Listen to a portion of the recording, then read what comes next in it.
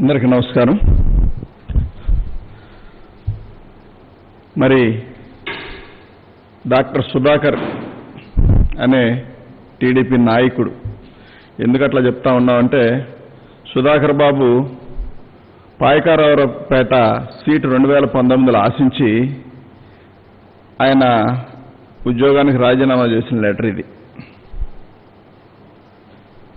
దీని అంతటి మనకు ఎవరున్నారో మనం ప్రత్యేకించి చెప్పాల్సిన పని లేదు. మన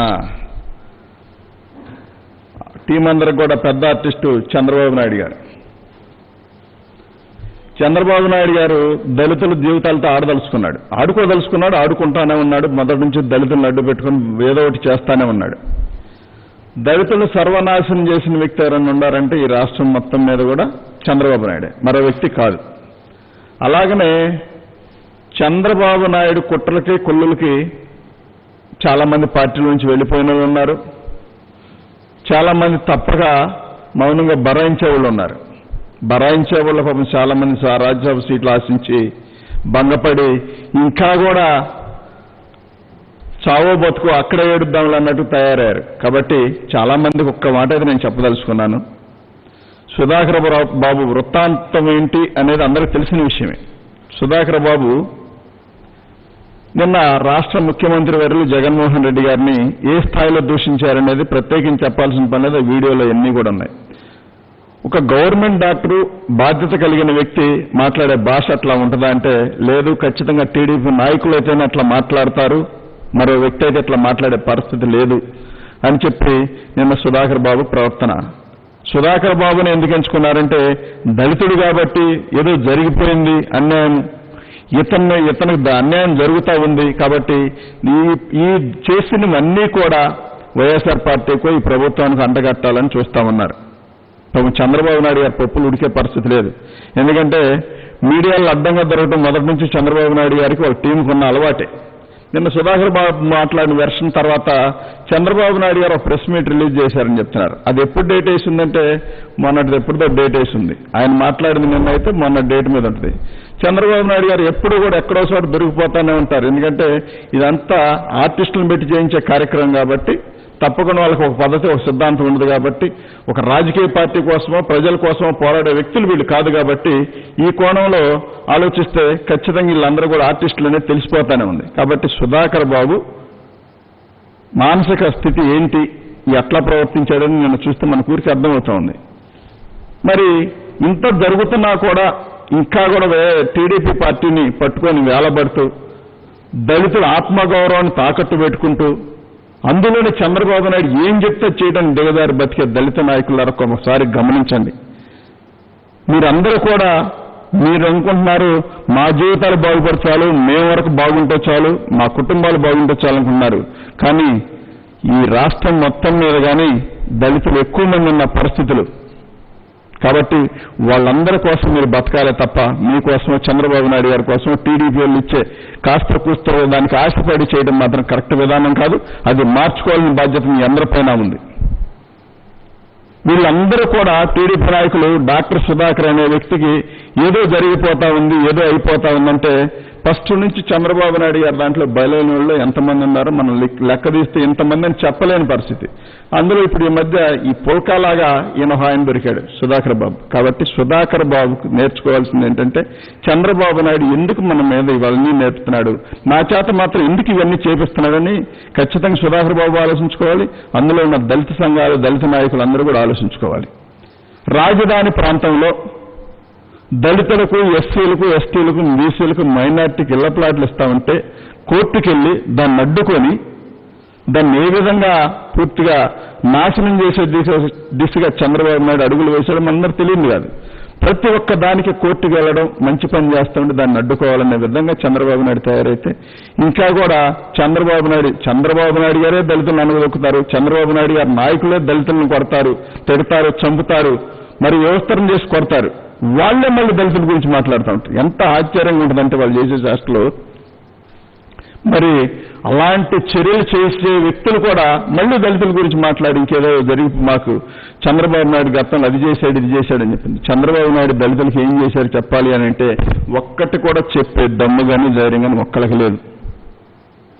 గతమంతా కూడా దళిత సామాజిక వర్గాన్ని చంద్రబాబు నాయుడు మోసం చేసుకుంటూ రకరకాల ప్రలోభాలు పెట్టుకుంటూ కులాలను విడగొట్టుకుంటూ మరి అడ్డరూట్ల ముఖ్యమంత్రి అయిన చంద్రబాబు నాయుడు గారు ఇవాళ 151 సీటు రాష్ట్ర ప్రజలందరూ కూడా ఎన్నుకొని జగన్మోహన్ రెడ్డి గారిని ప్రేమించి ఆయన మీద నమ్మకంతో ఓట్లేస్తే అది జీర్ణించుకోలేక అధికారం పోయిందనే పిచ్చితో తప్పంలో చంద్రబాబు నాయుడు గారు అంత నీచానికని దిగజారుతాడు.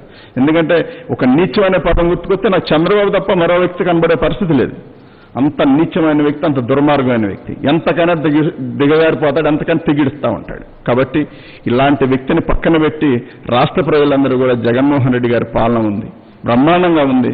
మరి కోవిడ్ విషయంలో కూడా, కరోనా విషయంలో కూడా ఈ రాష్ట్రాన్ని మరి అత్యధిక టెస్టులు చేసి దేశ ప్రధాని చేత ప్రశంసలు పొంది మరి ఈ కరోనాని కంట్రోల్ చేసే విధానంలో మరి జగన్మోహన్ రెడ్డి గారు తీసుకున్న నిర్ణయాలు కానీ, అధికారులు కానీ, జిల్లా కలెక్టర్ కానీ, పోలీసు యంత్రాంగం కానీ ఏ రకంగా కష్టపడ్డారంటే మున్సిపాలిటీ శానిటరీలు కానీ మరి వీళ్ళందరూ కూడా ఇంత కష్టపడి రాష్ట్రాన్ని ఈ రకంగా ఒక దారికి తీసుకొచ్చి ఇవాళ కరోనా పాజిటివ్ కేసులు తగ్గే విధంగా టెస్టులు ఎక్కువ చేస్తున్నా కానీ కేసులు తగ్గుముఖం పట్టినాయి.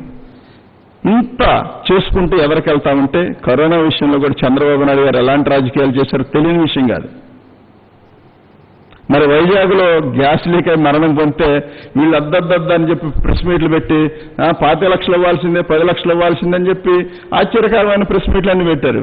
జగన్మోహన్ రెడ్డి గారు దెమ్మ తిరిగే విధంగా అక్కడ జరిగిన అన్యాయానికి ధీటుగా మరి ప్యాకేజీ ప్రకటిస్తే నాలుగు ఖర్చుకొని తప్పక స్పందించి మంచి ఆలోచన చేశారన్నారు. కాబట్టి మీ బుద్ధి ఎప్పుడు వంకరే. ఎదటి వాళ్ళు ఏం చేసినా అది తప్పుగానే కనిపించే విధానం కనబడతా ఉంది తప్ప మరొకటి కాదు. కాబట్టి ఈ సుధాకర్ అనే వ్యక్తి, డాక్టర్ సుధాకర్ అనే వ్యక్తి ఖచ్చితంగా టీడీపీ వ్యక్తి. టీడీపీ వాళ్ళు వాడుకుంటున్న ఒక పర్సనే తప్ప మరొకటి కాదు. దయచేసి ఇవన్నీ ఎస్సీ ఉన్నంత మాత్రాన ఈ దళితులకు అన్యాయం జరిగిపోతా ఉంది, దళితులు ఏదో మోసపోయారు, దళితులు జగన్మోహన్ రెడ్డి గారి ప్రభుత్వం మీద అన్యాయం చేస్తా ఉందని చెప్పానంటే ఈ రాష్ట్ర ప్రజలు చూస్తూ ఉండే పరిస్థితి ఎక్కడా లేదు.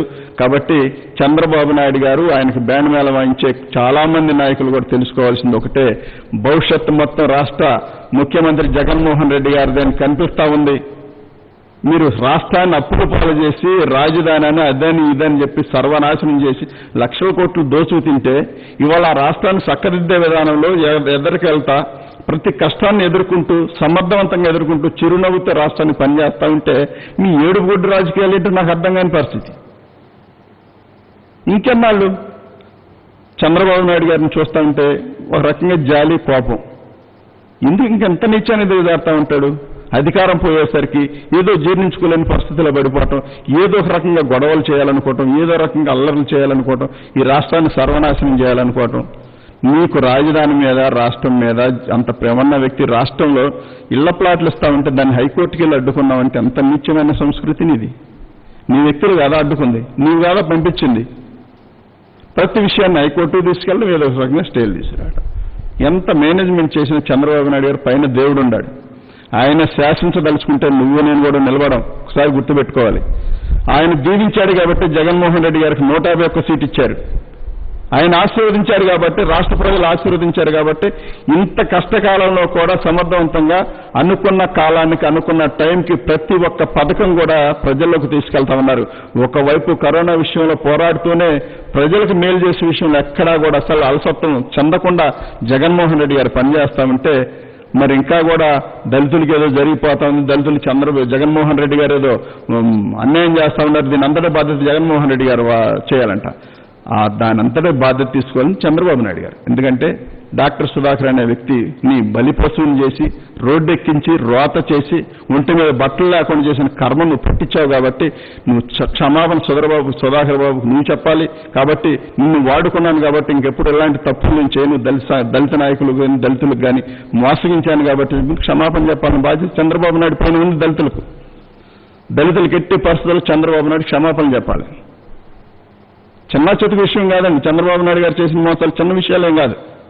పాపం ఇంకా అందులో ఉన్న కొంతమంది పేర్లు చెప్పడం బాగుండదు. దానికి వాళ్ళందరికీ తెలిసి పుండి కొట్టులాడుతా చాలా సీట్లు ఆశించి అదొచ్చుద్ది ఇదొచ్చుద్ది అని చెప్పి ఇది ఇస్తారని చెప్పి హడావుడిగా బయలుదేరి పండగలాగా వెళ్ళిన సందర్భంలో మళ్ళీ సగంతరం వెనక తిప్పిన సందర్భాలు కోకోలలో.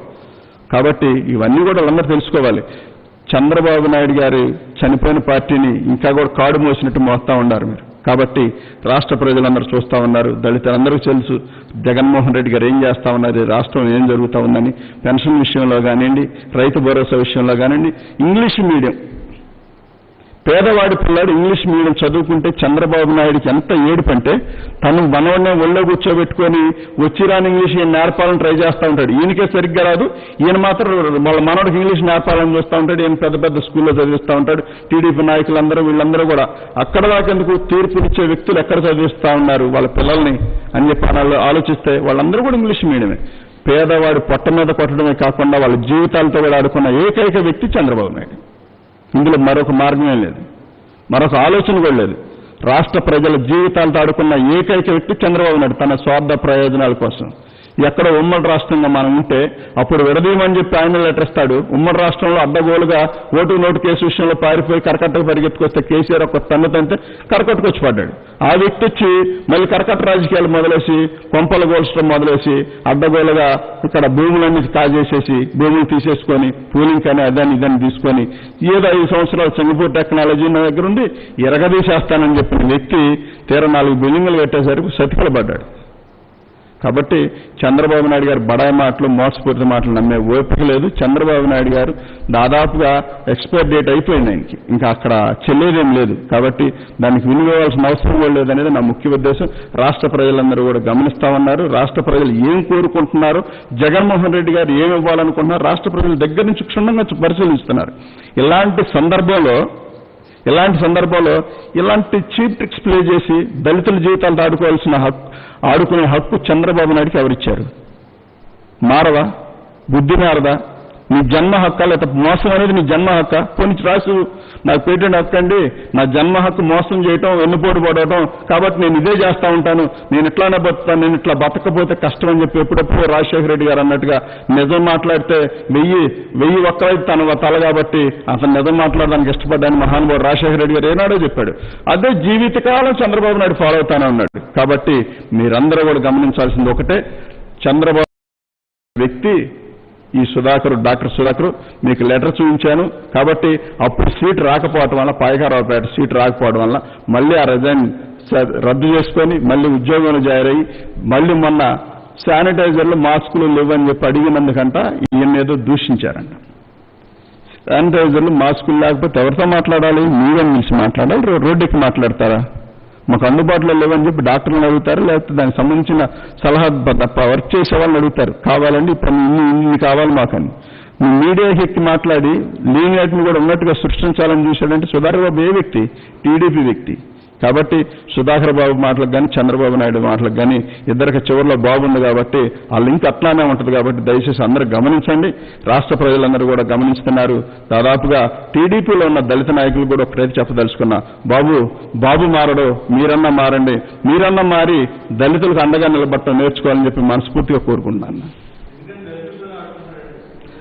వేరే మార్గం లేదు. దాన్ని ఎట్లా అంటే చంద్రబాబు నాయుడికి దళితులైతేనే ఏదో రకంగా అడ్డం పెట్టి అట్రాసిటీ కేసులు పెట్టచ్చు, లేకపోతే ఇంకో కోణం తీసుకోవచ్చు, అదైతేనే పబ్లిక్ అవుద్ది కాబట్టి విషయం.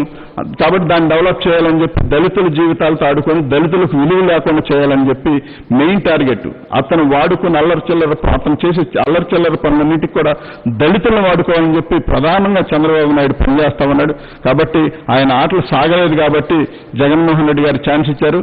చంద్రబాబు నాయుడు గారు కుమారులు కానీ, అందులో ఉన్న అయ్యన్న పాత్రుడు కానీ, ఈ మహానాయకులందరూ కూడా ఎంతమంది ఎన్ని పన్నాగాలు పొందినా ఇంకా వాళ్ళకి దాదాపుగా ప్రజలు చర్మగీతం పాడారు, అందులో ఎటువంటి డౌట్ లేదు. కాబట్టి రానున్న రోజులు వీళ్ళందరూ కలిసి రోడ్లు పక్కన కూర్చొని ముచ్చలు చెప్పుకోవడం తప్ప వల్ల ప్రజలకేం ఉపయోగం లేదని చెప్పి ప్రజలకు అర్థమైంది. కానీ వాళ్ళు వచ్చినా కానీ ఉపయోగం లేదని మేము కూడా చెప్తా ఉన్నాం. ఓకేనా?